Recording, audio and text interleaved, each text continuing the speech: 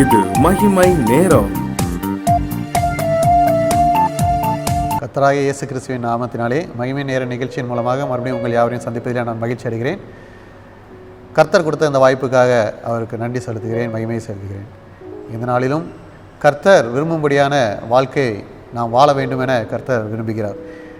ஒவ்வொரு கிறிஸ்தவர்களுடைய எண்ணங்களும் பரலோக ராஜ்யத்தை சுதந்திரித்து கொள்ள வேண்டும், கர்த்தருடைய வருகையிலே நாம் எடுத்து கொள்ளப்பட வேண்டும் என்று நாம் நினைத்து கொண்டிருக்கிறோம்.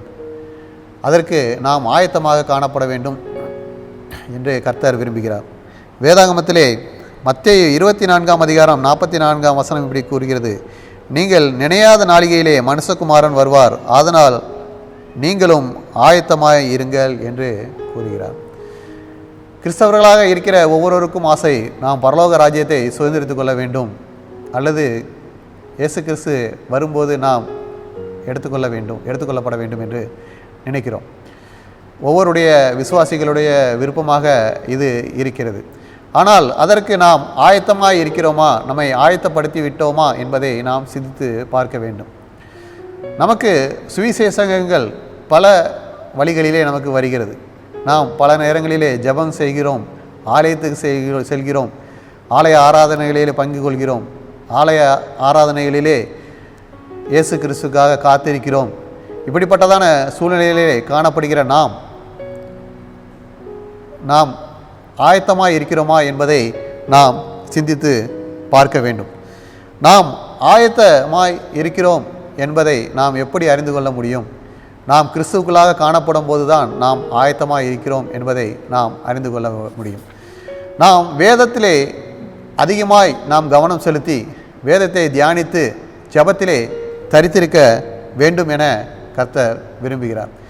இயேசு கிறிஸ்து தன்னுடைய சீசர்களை நோக்கி இவ்வாறு ஒரு வார்த்தை கூறுகிறார்: 1 மணி நேரமாவது விழித்திருந்து ஜெபிக்கக்கூடாதா என்று கூறுகிறார். ஏனென்றால் சோதனைகள் வருகிறது என்று இயேசுவுக்கு தெரியும். எனவே சோதனைக்கு தப்பிக்கொள்ளும்படி 1 மணி நேரமாவது விழித்திருந்து ஜெபிக்கக்கூடாதா என்று இயேசு கிறிஸ்து கேட்கிறார். ஜெபிக்கும்போது பரிசுத்த ஆவியானவர் நம்மோடு பேசுவார். நாம் எப்படி வாழ வேண்டும் என்பதை நமக்கு கற்றுத்தருவார். நாம் எப்படி ஆயத்தமாக இருக்க வேண்டும் என்பதை நமக்கு கற்றுத்தருவார். நாம் ஆயத்தமாக்கப்பட்டு மற்றவர்களையும் ஆயத்தமாக்கும்படியாக நாம் மற்றவர்களுக்கும் பிரயோஜனமாக இருக்கும்படியாக நம்மை வாழும்படியாக செய்வார் என்பதிலே சந்தேகமே இல்லை. ஒவ்வொரு ஆலயங்களிலும் நாம் பார்த்தோமானால் ஞாயிற்றுக்கிழமை ஜெபம், மாலை ஜெபம், இன்னும் உபவாச ஜெபம், சங்கிலி ஜெபம், இரவு ஜெபங்கள் என பல்வேறு ஜெபங்கள் நடைபெற்று கொண்டிருக்கின்றன. இது சம்பிரதாயமாக நடைபெறுகிறதா என்று பார்த்தோமானால் இல்லை. ஏனென்றால் ஒவ்வொருவரும் கர்த்தருடைய பரலோக ராஜ்யத்தை சுதந்திரித்துக் கொள்ளும்படியாக இந்த ஒவ்வொரு ஜெபங்களும் நம்மளை தகுதிப்படுத்தும்படியாக நம்முடைய ஆலயங்களிலே நியமிக்கப்படுகிறது. ஒவ்வொரு ஆலயங்களிலும் இதுபோல ஜெபங்களிலே நாம் கலந்து கொள்ளும்போது கர்த்தருடைய வார்த்தைகளை கேட்கிறோம், கர்த்தருடைய சுவிசேஷம் நமக்கு பிரசங்கிக்கப்படுகிறது. அதன் மூலமாக நாம் எப்பொழுதும் ஜெபத்திலே தரித்திருந்து எப்பொழுதும் நாம் ஆயத்தமாக இருக்கும்படியாக இந்த ஆராதனைகள், இந்த ஜெப வேலைகள் நமக்கு கொடுக்கப்பட்டிருக்கிறது என்பதை நாம் புரிந்து கொள்ளும்படி அழைக்கப்பட்டிருக்கிறோம். மேலும் நாம் ஜெபிக்கும்போது நாம் இயேசுவோடு பேசுவதில்லை, இயேசு நம்மோடு பேசுவார். இயேசு நம்மோடு பேசும்போது இயேசு தாம் செய்ய போகிற காரியங்களை கூட நமக்கு சொல்லுவார். ஒருவேளை நமக்கு ஏதாவது சொல்ல வேண்டும் என்றால் அவர் ஜெபத்தின் மூலமாக, நமக்கு தீர்க்க தரிசனமாக, வெளிப்பாடின் மூலமாக நமக்கு அறிவிப்பார். வேதாகமத்திலே ஆபிரகாம் தேவனுக்கு பயந்து தேவனை விசுவாசித்து வாழ்ந்து வந்தார் என பார்க்கிறோம். அப்படிப்பட்டதாக ஆபிரகாமிடம் தேவன் சோதோம் குமாரோ என்ற பட்டணத்தை அழிக்கப் போகிறேன் என்று கூறுகிறார். இதை தேவன் ஆபிரகாமிடம் கூற வேண்டிய அவசியமே இல்லை, ஆனாலும் ஆபிரகாமிடம் கூறுகிறார். ஆபிரகாமுக்கு நினைவு வருகிறது, தன்னுடைய அண்ணன் மகன் லோத்து மற்றும் அவனுடைய குடும்பம் அங்கே இருக்கிறது. இப்போது சோதோம் குமாரோ அழிக்கப்பட்டு விட்டு போனால் அவர்களும் அழிந்து விடுவார்களே என்று தேவனோடு அவர் அதை அழிக்காதபடி கேட்கிறார். ஒரு 50 நீதிமான்கள் இருந்தால் அழிப்பீரோ என்று கேட்கிறார். தேவன் அதுக்கு சொல்கிறார், இல்லை என்கிறார். 40, 30, 20, கடைசியாக 10 நீதிமான்கள் இருந்தால் அழிப்பீரோ என்கிறார். தேவன் சொல்கிறார், அழிக்க மாட்டேன் என்கிறார். ஆனால் தேவன் சோதோம் குமாராவை அழித்து போடுகிறார். ஏனென்றால் அங்கே 10 நீதிமான்கள் கூட இல்லை. ஆனாலும் ஆபிரகாமின் நிமித்தம் தேவன் ஆபிரகாமை மனதிலே நினைவு கூர்ந்து லோத்தையும் அவனுடைய குடும்பத்தையும் தேவன் காப்பாற்றுகிறார்.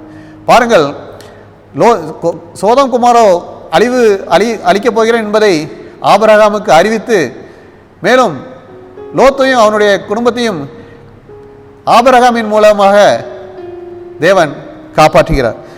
பாருங்கள், இப்படிதான் ஆபிரகாமை போல அழைக்கப்பட்டவர்களால் நாம்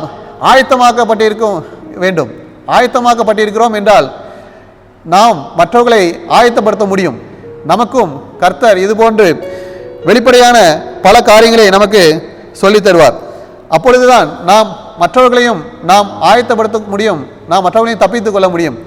வேதாகமத்திலே கள்ளர் கையிலே அகப்பட்டு குத்தூராய் விடப்பட்ட ஒரு மனிதனை கண்டு ஆசாரியனும் லேவியனும் அவனை பார்த்து அவனுக்கு உதவி செய்யாமல் விலகி போகிறார்கள். பாருங்கள், ஆசாரியனும் லேவியனும் கர்த்தரை அறிந்து கொண்டவர்கள், ஆனாலும் அவர்கள் அவனுக்கு உதவி செய்யாமல் விலகி போகிறார்கள். ஆனால் அந்த வழியாய் வந்த சமாரியன் ஒருவன் அவன் அருகே வந்தான், அவன் மேல் மனதுருகிறான், அவனுடைய காயங்களிலே தான் கொண்டு வந்த திராட்சை ரசத்தை வார்க்கிறான், அவன் காயங்களை கட்டுகிறான், தன்னுடைய சுய வாகனத்தின் மேல் அவனை கூட்டிக் கொண்டு ஒரு சத்திரத்திலே வைத்து அவனை பராமரிக்கும்படி சத்திரக்காரனுக்கு கையிலே காசை கொடுக்கிறான். அவன் கடந்து செல்லும்போது இவனுக்கு மறுபடியும் வேறு ஏதாவது செலவு ஆகினால் நான் திரும்பி வரும்போது உனக்கு தருகிறேன் என்று கூறுகிறான். இதுதான் சுவிசேஷம். பாருங்கள், அழைக்கப்பட்டவர்களாக ஆயத்தமாக இருக்கிறோம் என்றால் மற்றவர்களையும் நாம் ஆயத்தப்படுத்த வேண்டும், அடுத்தவர்களுடைய காயங்களையும் நாம் கட்டுகிறவர்களாக காணப்பட வேண்டும் என்று நாம் பார்க்க முடிகிறது. நாம் ஆயத்தப்பட வேண்டும், மற்றவர்களையும் ஆயத்தப்படுத்த வேண்டும்.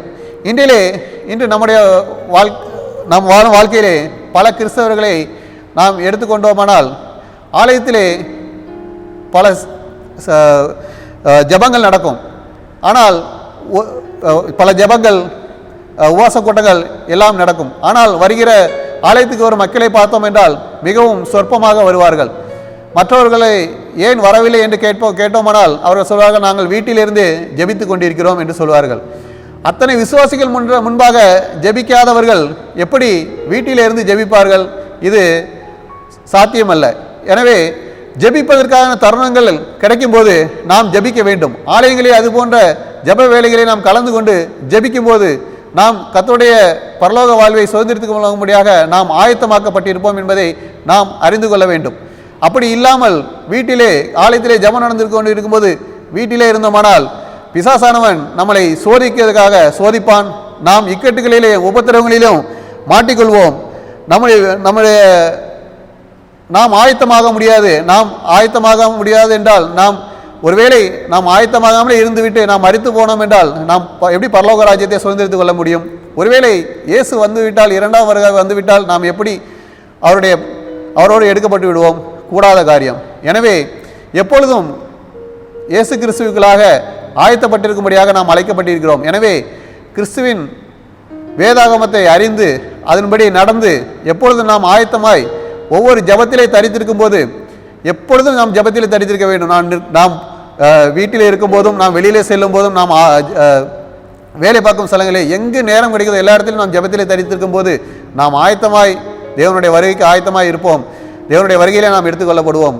நாம் ஜபத்திலே இருக்கும்போது தான் மற்றவர்களையும் நாம் அவருடைய பாதைக்கு நாம் ஆயத்தப்படுத்த முடியும். மற்றவர்களையும் நாம் பரலோக ராஜ்யத்தை சுதந்திரித்துக் கொள்ளும்படியாக நாம் அவர்களை இயேசுவின் அண்டை கூட்டி வர முடியும். அப்படிப்பட்டதான காரியங்களை செய்ய வேண்டும் என்ற கர்த்தர் விரும்புகிறார்.